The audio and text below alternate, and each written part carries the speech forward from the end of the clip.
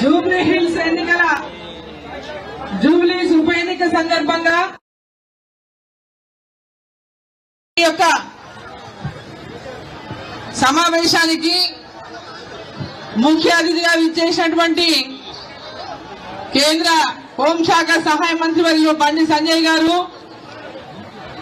ఈనాటి ఈ ఉప ఎన్నికల్లో మన పార్టీ అభ్యర్థిగా ఉన్నటువంటి దీపక్ రెడ్డి గారు, శాసన సభ్యులు శంకర్ గారు, పాయల శంకర్ గారు, శాసన మండలి సభ్యులు కొమరయ్య గారు, మరొక శాసన మండలి సభ్యులు అంజిరెడ్డి గారు, అదేవిధంగా మాజీ శాసనసభ్యులు ధర్మారావు గారు, కాసం వెంకటేశ్వర్ గారు, శ్రీనివాస్ గారు, ఇక్కడ ఇన్ఛార్జ్ ఉన్నటువంటి శ్రీనివాస్ గారు, మరి ప్రేమేందర్ రెడ్డి గారు, మనోహర్ రెడ్డి గారు, వేదిక ఉన్నటువంటి పార్టీ సీనియర్ కార్యకర్తలందరికీ, వేదిక ముందున్నటువంటి అక్క చెల్లెళ్లకు, అన్న తమ్ముళ్లకు పేరు పేరున అందరికీ నా యొక్క నమస్కారాలు తెలియజేస్తా ఉన్నాను. ఈ జూబ్లీ హిల్స్ ఉప ఎన్నిక ఈరోజు తెలంగాణలో జరుగుతున్నటువంటి ఏకైక ఎన్నిక. ఈరోజు జూబ్లీ హిల్స్ లో జరుగుతున్నటువంటి ఉప ఎన్నికల్లో ప్రధానంగా పోటీ చేసినటువంటి మూడు పార్టీలలో ఏ పార్టీకి ఓటేయాలి, ఏ పార్టీకి ఓటేస్తే మనకు మేలు జరుగుతుంది. ఈ ఎన్నికల్లో కాంగ్రెస్ పార్టీ గెలిచినా ఒరిగేదేం లేదు, టీఆర్ఎస్ పార్టీ గెలిచినా ఒరిగేదేమీ లేదు. ఈరోజు వాళ్ళిద్దరిని మీరు చూసిండ్రు గతంలో. ఈరోజు ఉప ఎన్నికల్లో భారతీయ జనతా పార్టీని గెలిపించడం వల్ల తెలంగాణలోని పేద ప్రజలకు అందరికీ కూడా జూబ్లీ హిల్స్ ఓటర్లు మేలు చేసిన వాళ్ళు అవుతారు. ఈరోజు అనేక రకాలుగా మాయమాటలు చెప్పి మీ ముందుకు వస్తా ఉన్నారు.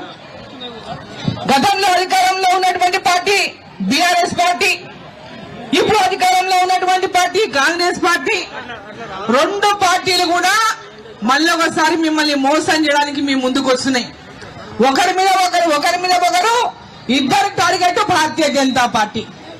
ఇద్దరు కూడా భారతీయ జనతా పార్టీని టార్గెట్ చేసి ఎట్టి పరిస్థితుల్లో భారతీయ జనతా పార్టీ గెలవకూడదని అనేక రకాలుగా ఇక్కడ ప్రయత్నాలు చేస్తా ఉన్నారు.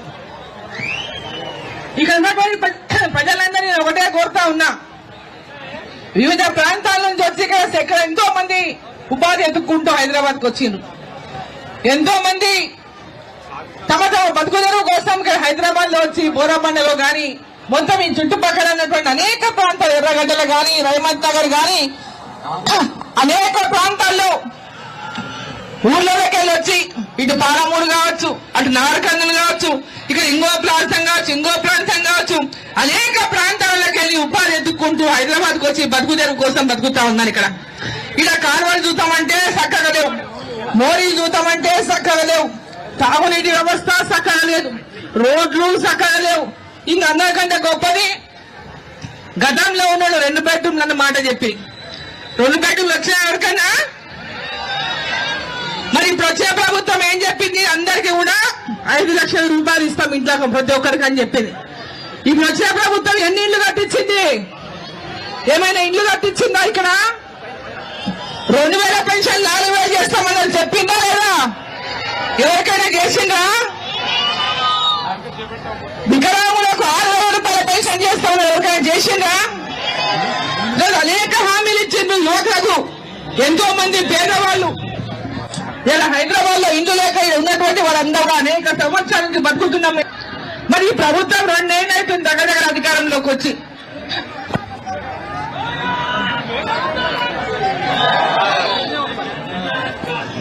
ఈ ప్రభుత్వం అధికారంలోకి వచ్చి దాదాపు 2 ఏళ్ళు అయింది.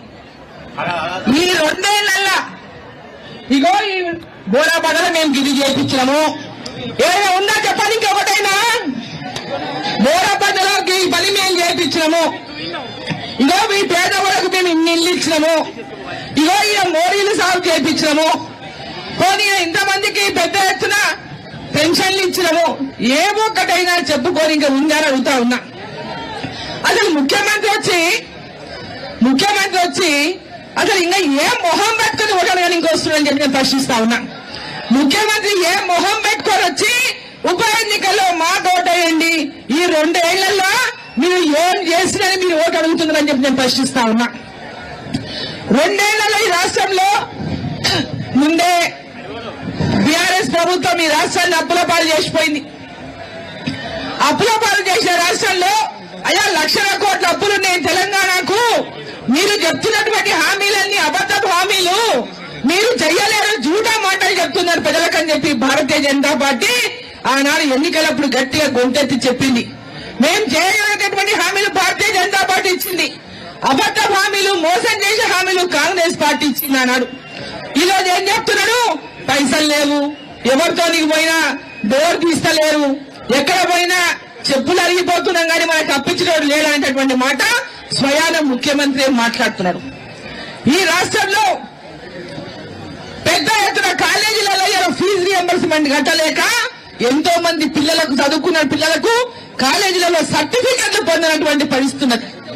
వాళ్ళు పెద్ద ఎత్తున సర్టిఫికెట్ కూడా ఇలా కాలేజీలు ఇవ్వనటువంటి పరిస్థితి ఉన్నది. ఈ రోజు పెద్ద ఎత్తున భూముల అమ్మకానికి పెట్టిండు. భూముల అమ్మకానికి పెట్టి ఏదో భూమి చేద్దామనేటటువంటి విధంగా ప్రయత్నం చేస్తున్నాడు. 170 కోట్లకి అమ్మినాం, ఆడకి ఇంత అమ్మినాం, ఇంత వచ్చింది, అంత వచ్చింది, దీని ద్వారా ఇంకా భూమి రేటు పెరుగుతుంది అన్నట్టు ఆశపడ. అయినా కూడా ఎవరు ఎక్కడ రాలే, మళ్ళీ భూమి కొనికే ఆడికే అయిపోయింది. వాళ్ళు కొన్నోళ్ళు కూడా పరేషాన్లో ఉన్నారు. ఇవాళ ఈరోజు ప్రజలని మోసం చేసి ఇప్పుడు లిక్కర్, ఇప్పుడు ఏమొచ్చింది? లిక్కర్ వచ్చింది. మళ్ళా లిక్కర్ ఆమ్దాని వస్తుంది. ఈ లిక్కర్ ఆమ్దాని మీద, లిక్కర్ షాపుల మీద దాదాపు 3,000 కోట్లు రాష్ట్ర ప్రభుత్వానికి వచ్చినాయి. ఇవాళ 3,000 కోట్లు గంట వచ్చింది. అదేం సంపాదంటే ప్రజలందరూ కూడా లక్కీ టిప్పు కోసం లక్షలు కడితే ఆ మొత్తం జమ ప్రభుత్వంలో జమ అయిపోయి వాళ్ళ జేబులు ఖాళీ అయిపోయినాయి. షాపుకు 3 లక్షలు కట్టాలి. ఒక్కొక్కరు 10, 20, 30 వేసుకున్నారు. ఒకటనే షాప్ తగులుతుందేమో అని. ఆ 30 షాపులు కడితే ₹1,00,00,000 పోయినా కానీ వచ్చేది ఒక షాపులు వచ్చినప్పుడు మొత్తం ఆ షాపుల డబ్బులన్నీ కూడా ప్రభుత్వం తన జేబులో వేసుకున్నది. ఈరోజు ఆ డబ్బులతో కూడా ఇలా పిల్లలకు కాలేజీలో ఫీజు రియంబర్స్మెంట్ చేసేటటువంటి పరిస్థితి ఇంకా లేదు. వాళ్ళు ధర్నాలకు కూర్చుంటున్నారు. ఆరోగ్యశ్రీ కింద హాస్పిటల్లో పేమెంట్ చేసేటటువంటి పరిస్థితి లేదు. ఆరోగ్యశ్రీ మేము చెయ్యమని ఆసుపత్రులు చెప్తున్నాయి. ఈ రోజు ఎక్కడ చూసినా జీతాలు, ఇంతకుముందు ఉద్యోగులకు కూడా ఈ రోజు వాళ్ళకి ఇచ్చినటువంటి హామీలు ఒక్కటి కూడా నెరవేర్చలేదు. వాళ్ళు కట్టుకున్నటువంటి రిటైర్మెంట్ అయినాక వాళ్ళు కట్టుకున్నటువంటి అనేక డబ్బులు ఎవరైతే నెల నెల సేవింగ్స్ చేసుకుని ప్రావిడెంట్ ఫండ్ అని జమ చేసుకుంటారో వాటిని కూడా తిరిగి ఇచ్చేటటువంటి పరిస్థితి లేదు రాష్ట్ర ప్రభుత్వం. ఇంత అధ్వానమైనటువంటి పరిస్థితిలో ఈ రాష్ట్రాన్ని రాష్ట్ర ముఖ్యమంత్రి పరిపాలిస్తా ఉన్నాడు. కాంగ్రెస్ పార్టీ పరిపాలిస్తా ఉంది. ఈరోజు దేశంలో నరేంద్ర మోదీ గారి ప్రభుత్వం ప్రపంచ దేశాలన్నీ కూడా భారతదేశం వైపు చూసే విధంగా ఈరోజు దేశానికి ప్రధానమంత్రిగా దేశాన్ని పరిపాలిస్తా ఉన్నాడు. ఈ రోజు భారతదేశం యొక్క కీర్తిని ప్రపంచ దేశాలకు చాటి చెప్పినటువంటి నాయకుడు నరేంద్ర మోదీ గారు. ఈ రోజు మీ అందరికీ నేను ఒకటే కోరుతా ఉన్నా. ఈ రోజు ఏమంటారు? జూబ్లీ హిల్స్ ఎలక్షన్ వచ్చింది, ఇలా ముస్లింల ఓట్లు ఎక్కువ ఉన్నాయి కాబట్టి హిందువుల ఓటు చీలిపోతాయి, ముస్లింల ఓట్లతో కాంగ్రెస్ బీఆర్ఎస్ గెలుస్తుంది, బీజేపీ గెలవదనే మాట మాట్లాడుతున్నారు. నేను అడుగుతా ఉన్నా, 1,00,000 చిల్లర ఉన్నటువంటి ముస్లిం ఓట్లు టీఆర్ఎస్ గాని కాంగ్రెస్ గాని ఎవరు పంచుకున్నా, ఎవరు వేసుకున్నా 3 లక్షల ఓట్లు హిందువుల ఓట్లు ఒక పక్క వేస్తే మనం గెలవమని అడుగుతున్నా. 3 లక్షల ఓట్లు హిందువులు ఉంటే మనమందరం కూడా ఏకతాటి పైకి వచ్చి మనం ఓట్లు వేయలేమని అడుగుతా ఉన్నా. ఎందుకు వాళ్ళు వేసినాక ఓట్లు మనం వేయలేం? వాళ్ళు ఒక్కొక్క ఓటు ముస్లింల ఇళ్లలో 5 ఓట్లున్నా, 10 ఓట్లున్నా, 15 ఓట్లున్నా ప్రతి ఒక్క ఓటు వాళ్ళు ఓటు బూతుకు పోయి ఓటేసి వస్తారు. అట్లే మన వాళ్ళు కూడా తమ ప్రతి ఒక్క ఓటు హక్కును ఉపయోగించుకొని జూబ్లీ హిల్స్ లో భారతీయ జనతా పార్టీని గెలిపించాలని చెప్పి సందర్భంగా నేను కోరుతా ఉన్నా.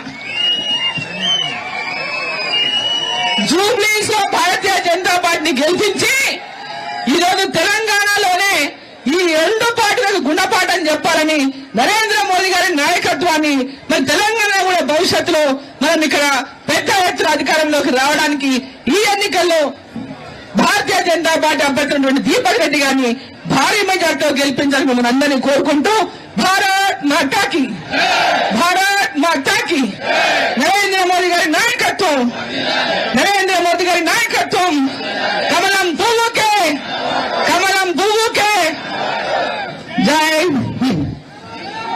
అధికారులు మీ సమస్యలు పట్టించుకోవట్లేదా? నెలల తరబడి మిమ్మల్ని ఇబ్బంది పెడుతున్నారా? మీ సమస్యకు ఎవరు స్పందించట్లేదా? సమస్య ఏదైనా ఎక్కడి నుంచైనా వెంటనే క్యూన్యూస్ కాల్ చేయండి. మీ తరఫున మేం బాధ్యత తీసుకుంటాం. కాల్ చేయాల్సిన ఫోన్ నెంబర్ 8499019921. పబ్లిక్ వాయిస్, సామాన్యుడి ప్రశ్నాస్త్రం. ప్రతి గురువారం ఉదయం 10 గంటలకు మీ క్యూన్యూస్ హెచ్డీలో నవంబర్ 6 నుంచి ప్రారంభం.